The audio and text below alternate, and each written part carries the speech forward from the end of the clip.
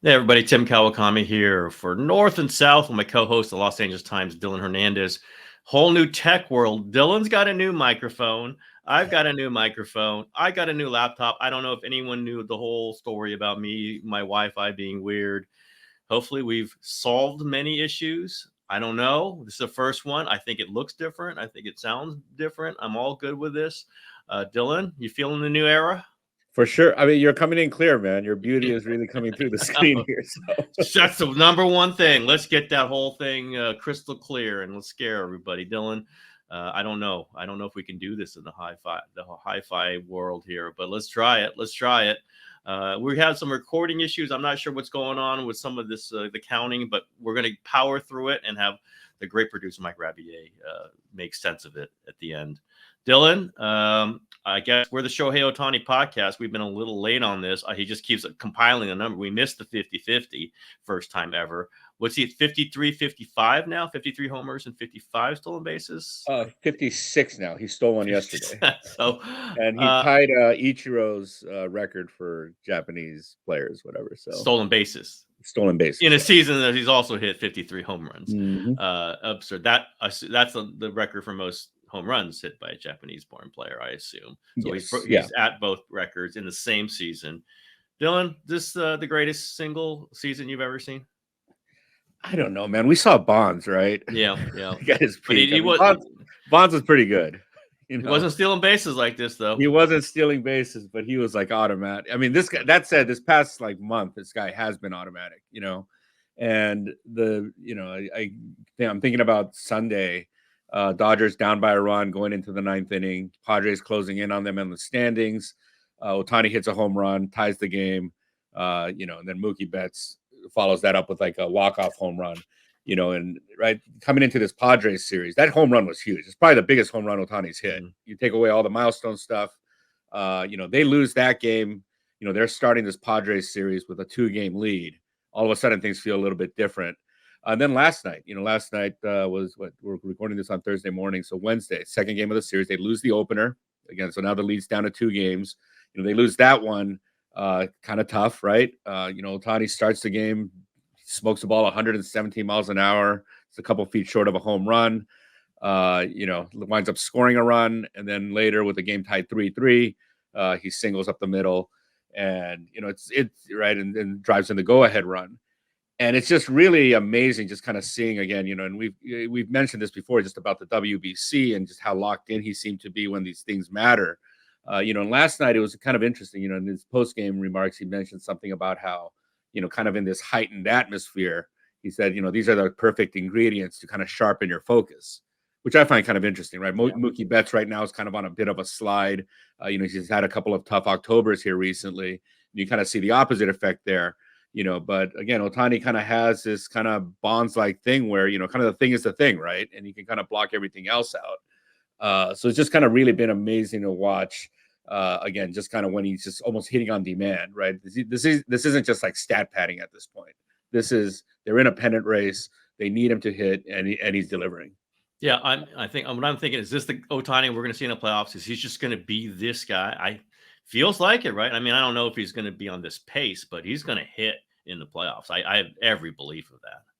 Yeah, and then you start wondering, are they going to pitch to him, right? Yeah. Because to be honest, like you're watching this Dodger team last night. This is not right now. They're not playing good baseball, And tonight they're going to go into the final game of this series. They're going to be throwing Walker Buehler out there, who obviously is coming off the Tommy John surgery and has been more bad than good, right? Right, Earl Weaver said, momentum's the next day's starting pitcher. They're going to come into this game with, needing to score 6-7 runs, right? And I think, you kind of going into the playoffs, you're thinking, I mean, they just don't have starting pitching right now. Yamamoto evidently was as sick as a dog the last time, he went out on the mound. So that kind of explains why he got hit. But this is also causing another problem in that, it seems like, while Dave Roberts is saying, okay, he's going to start Saturday, so we're going to try to get him stretched out. I'm hearing that there might be some questions about his availability on Saturday, right? And so now all of a sudden you're going to go into the playoffs without this guy having been stretched out at all. He hasn't pitched more than 4 innings. So they're going to have to win these types of high-scoring games, and that all kind of starts with Ohtani. And I think he's aware of that, So, It's gonna be something. I can't Yeah. wait to watch him. I've Yeah. never been in the playoffs before, never had an at bat. Um, whether he's carrying it by himself or he's got Betts and Freeman and Muncy and others chipping in, it's going to be amazing to watch. A lot of pressure on him, but yeah, if he's in WBC, did he hit in the WBC? I can't remember if he did He much. didn't hit a ton, but like they were down against Mexico going into the eighth inning in the semifinal, and he hit a pitch that was probably 6 inches off the plate to kind of start a rally there, right? And the funny thing was, kind of in his post game remarks, he said something along the lines of, I decided I was going to get a hit here, right? Like as if it's some kind of choice, right? And I really think he does view things that way, even when he's, talked about his time with the Angels, and part of this is kind of the politeness, but I actually think he does think this way in terms of like, well, if I had done more, maybe we could have had more success, right? I mean, I think he goes 4 for 5, the team loses. He's looking at, the one at bat in which he didn't get the hit, right? And I think all the greats do that. I think over the years we've seen Clayton Kershaw, say give up a run over, 8, 9 innings, lose 1-0. He always kind of points at himself, right? So Ohtani definitely has that. And yeah, I don't have any question that he's going to hit. To me, the bigger question is, can the team around him do enough to, make sure they don't pitch around him? Will the pitching stand up enough to where if he does produce, can they make those leads stand up? Who do the Dodgers not want to see in the first round? Padres, right? The team that's beat them. Yeah. Is that any other team you go, man, that is not a good matchup for yeah, them. I mean, the Phillies, any team with pitching, honestly, there's just the starting pitching is it's a problem, and they really need, right now it looks pretty good in that they'll probably right after the win yesterday, they got some breathing room. They should win the division. They need to win this division, right? If they end up in that wild card round, they are done because they're just not getting any length out of the starters. That you go into that wild card round, it's 3 games in a row. Right, the bullpen will just be gassed going into that first game. You're probably looking at a situation where Yamamoto won't even be able to pitch in that wild card round, given that he's pitching in theory on Saturday in Colorado. So yeah, they really need to get, and then again the Padres. The one thing about the Padres too, they're not even seeing Darvish this week. Yeah. Right. I mean, and that's a guy that they've had a lot of trouble with historically. So that is definitely a matchup that they do not want. I can't wait. Ohtani going to pitch in the playoffs? I think Roberts has said, not likely. I would think it would be, I've said I would not risk that. I don't know. They need an inning or need a couple innings. Is he going to be possibly available to do that? I just don't think so, because I'm not sure they're going to be in that type of position, right? I mean, I think if they're going to use them, you want to use them, say, to close out an NLCS, to close out a World Series. And the problem is that the situation that you want him coming in, right, for his first appearance, like in a year, in a half, whatever, right? I don't think so. Now one thing that I was wondering though was, given that they can't get any length out of their starters, do you bring them in at the start of the game and be an opener? Now that said, again, I think that there's just too much risk involved there, and also he's just so good. He's so good hitting, right? I mean, you just see again, he's carrying this team, not pitching. I mean, say you do use him as an opener. One problem that he's kind of talked about in the past was about the reason he doesn't like leading off in general is because, especially if the team's at home, you pitch that first inning and then you got to run right into the batter's box, right? So I don't think he wants that type of dynamic either. And so would you lose him as a hitter if you start him as an opener too? I think you might, because he's the DH and then the pitcher I don't know. I think that's something to think about. You might lose him as a hitter. Yeah. Maybe not, but I would think no, he can stay in. No, he can stay. They changed that rule a couple years ago. Okay, he can stay at the DH, but it's an interesting situation. All right, got A's final game in Oakland is today, day game. I wrote a little bit, very, very nice appreciation of John Fisher and all that he's done for the city of Oakland and the East Bay and the Bay Area.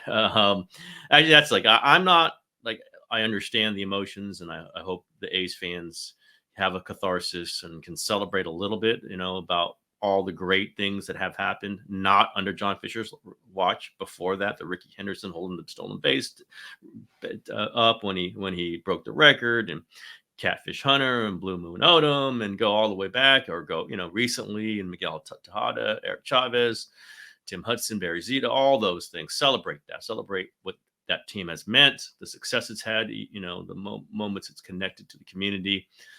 But don't trash the place, because that's what John Fisher already did. He's already done metaphorically. I know there were some moments of the seats being taken out last night.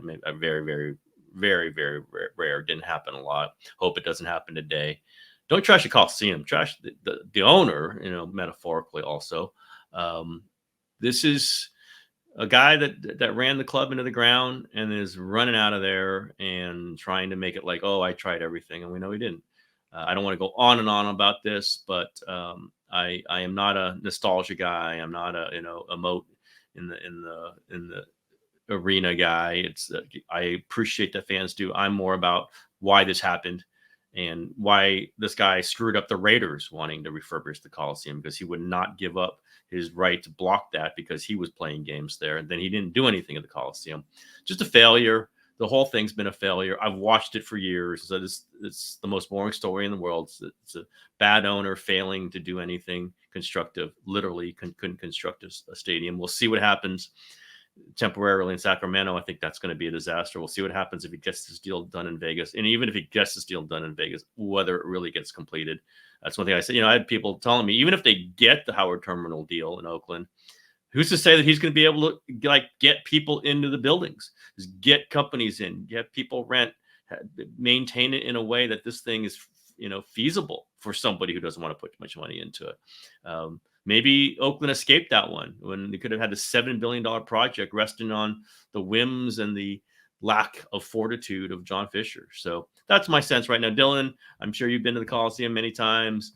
I'm sure you've covered games, feel the baseball there, feel the football vibe there, feel whatever. What's your overall emotion seeing this final major league game in the Oakland Coliseum?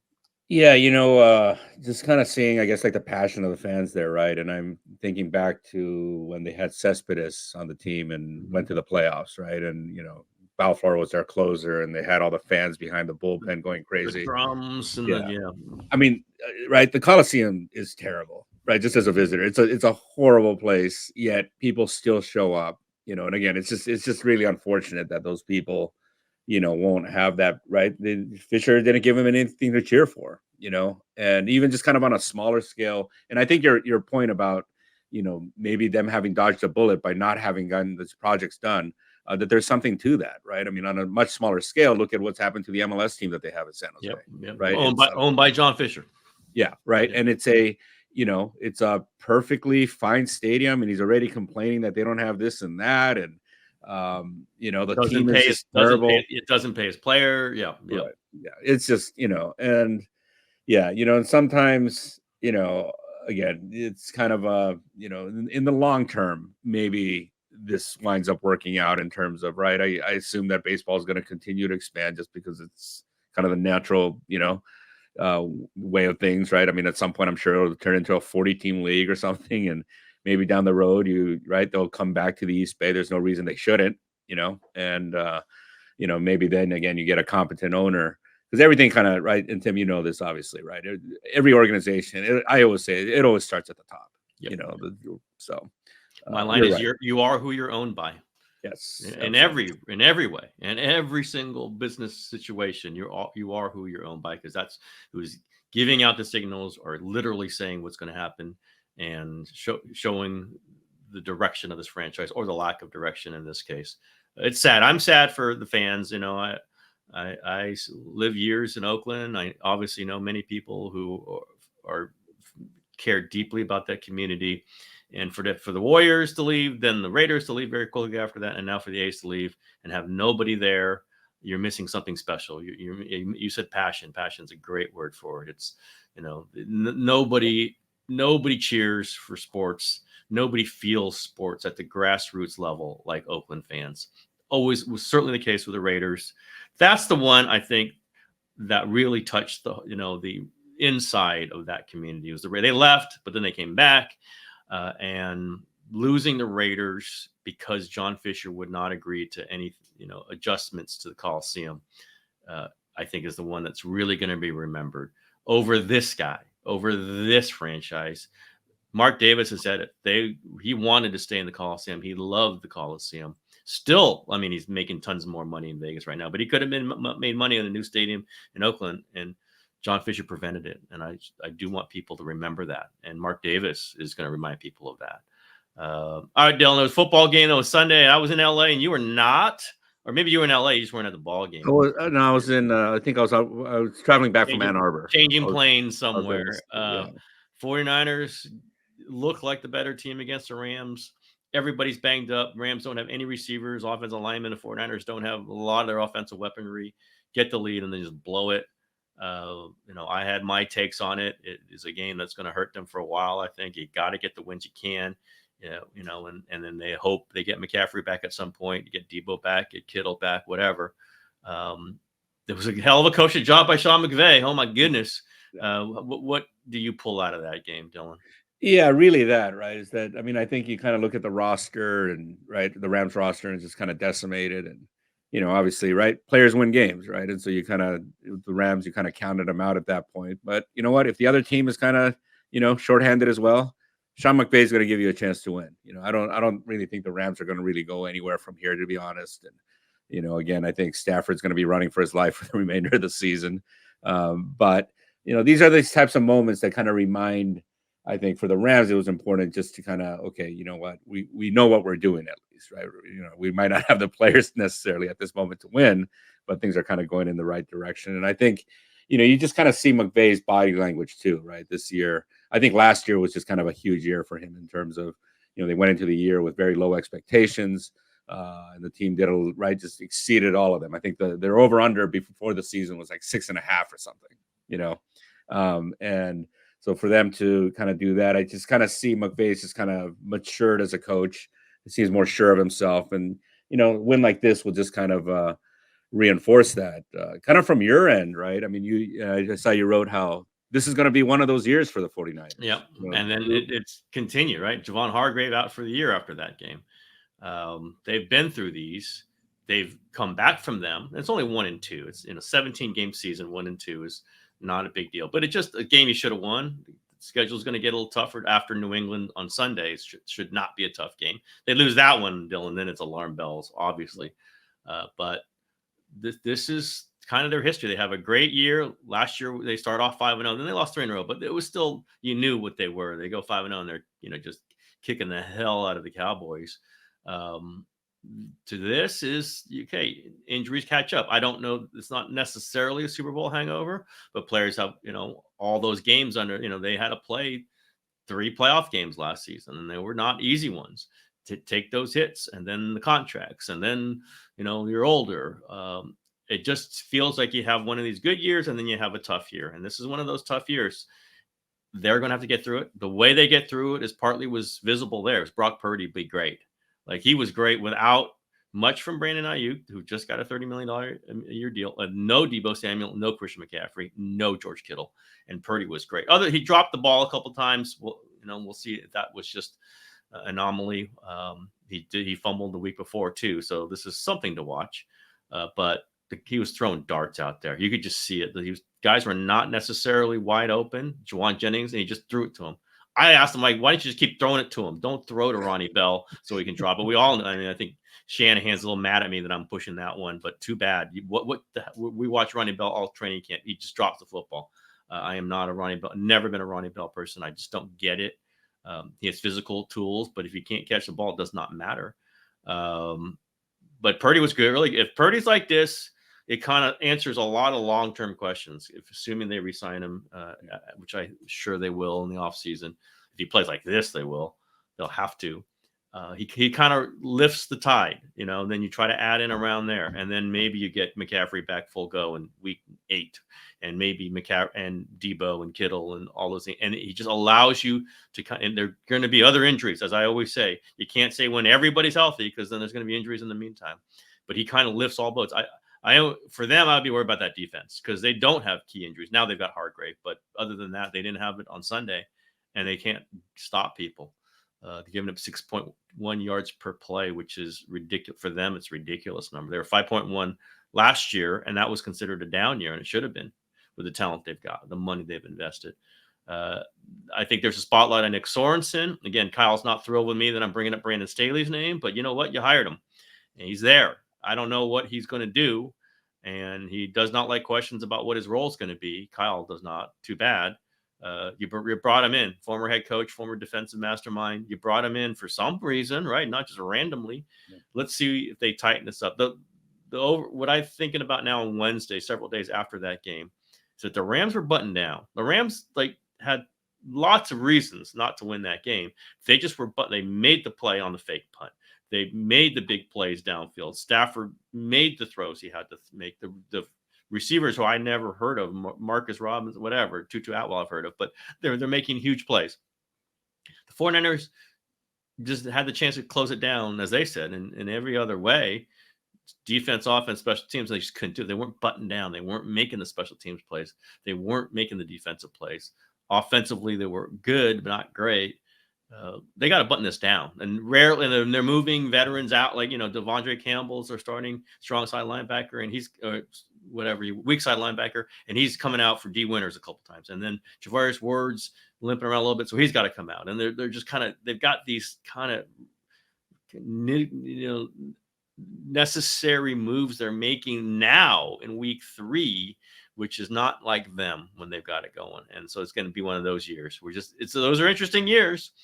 This makes this New England game huge. And then that Arizona game at home, really huge. And we're alert now. Everyone's got to be alert for what the 49ers are going to do. Just one of those seasons.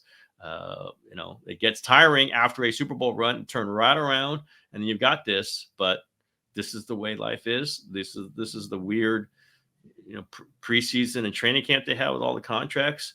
Then they just need their big money guys to play. That really does come down to Purdy and the big money contracts. Let's see where they are, because they don't have as much depth as they had due to the injuries, but also some of these draft picks have not hit. They have not hit on these guys, and they traded 3 first-round picks to get Trey Lance, who did not hit. So there are consequences for some of this. The Rams lived through it, right? Not having a first-round pick forever, and then they get Jared Verse, and he's blowing up. Verse and that number 0 guy just blew up the 49ers off the edge. 49ers are not really used to having to deal with stuff like that. They're used to controlling the edges, and they did not on Sunday. Anything else you got on that one there, Dylan? Yeah, to your point about the defense, right? I mean, I think it's kind of right. You looked at the number of times where, right, Stafford kind of switched up the play at the line, and it wasn't so much like, hey, we can't run this play because they're going to stop us thing. It's kind of like, hey, there's a huge gap here. Let's run the ball there because we're going to, we got, open, right? And so there's this kind of feel, I think, when I look at the Niners of just defensively, this is kind of a bigger issue than, like you said, right? On the offense, it's just, okay, you're missing guys. This seems to be kind of more the foundation is shaky here. And I think with the first year defensive coordinator, Nick Sorensen, this is going to get really, nervous for the 49ers if that's not working. Yeah. They went the one and done with Steve Wilkes last year. Obviously, they lost D'Amico Ryans as head coach. They love D'Amico. They just wanted this to be like it was under D'Amico Ryan. It's not right now. It's not. With many of the same players that D'Amico had 2 years ago, Steve Wilkes was not D'Amico Ryans. They wanted to return to it, and what if it's not? Maybe it is, but what if it's not? So that's why it's a little prickly around there. That's fine. You should be prickly after a loss, but we're going to keep asking. I'm going to keep asking. That's for sure, and I'm sure I'll get some pointed answers from Kyle Shanahan in the next few weeks if things don't turn around. Yeah, and that's the other thing too, right? You bring in somebody in theory to kind of help, right? Like they have with Staley here. Mm-hmm. That I've never seen that arrangement go great, right? I mean, because the question always comes up well, it's not working out right now. Is this guy going to take over? Yes. And you brought him in because you weren't sure. That's the tell, right? That's the tell. That's what keys us. You don't bring in Brandon Staley if you're guaranteed. If they had hired Bill Belichick as defensive coordinator, he doesn't bring in Brandon Staley as a defensive assistant, right? There's no way. And you don't hire a backstop for a guy you're sure about. D'Amico Ryans did not have a backstop.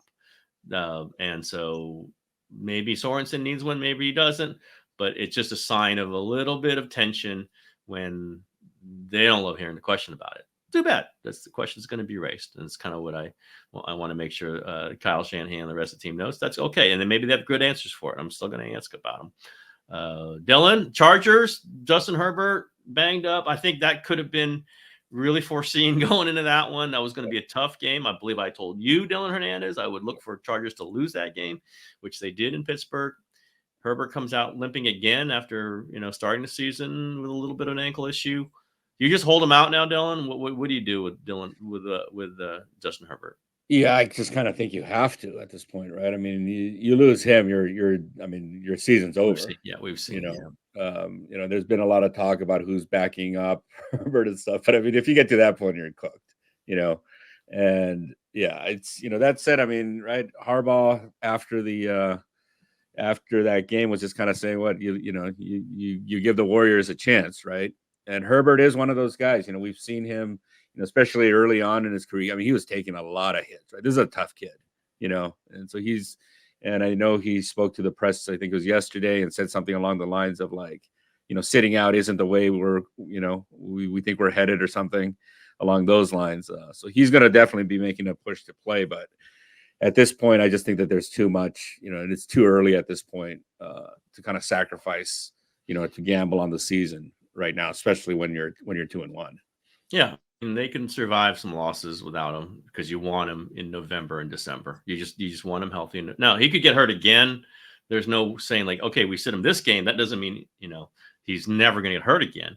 No. But you just don't want to make this a lingering season-long thing. You want him to heal up, go back in there, and go win some football games.